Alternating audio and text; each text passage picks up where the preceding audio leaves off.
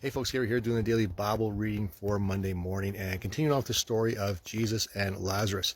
And so we're looking at John 12, verses 9 to 11 today. And this is pretty cool. Let me just read it. When the large crowd of Jews learned that Jesus was there, they came, not only on account of him, but also to see Lazarus, whom he had raised from the dead. So where did this large crowd of Jews come from? Well, it's coming up to Passover, so they're all coming to Jerusalem, and Bethany is just a short walk away.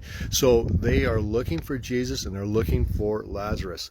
So the chief priests made plans to put Lazarus to death as well, because on account of him, many of the Jews were going away and believing in Jesus.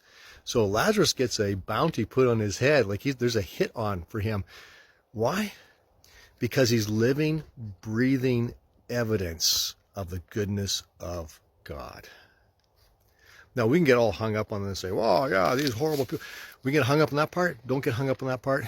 Get hung up on this part, that many were seeing Lazarus, and because they saw Lazarus, because they saw the evidence of God's goodness in him, saw the evidence of God healing him, saw the evidence of God raising him from the dead, saw the evidence of God's activity in his life, because they saw that, they believed in Jesus.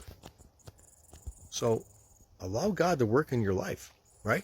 Lazarus has done absolutely nothing. The only thing that Lazarus has done is died. That's the only part he had in it.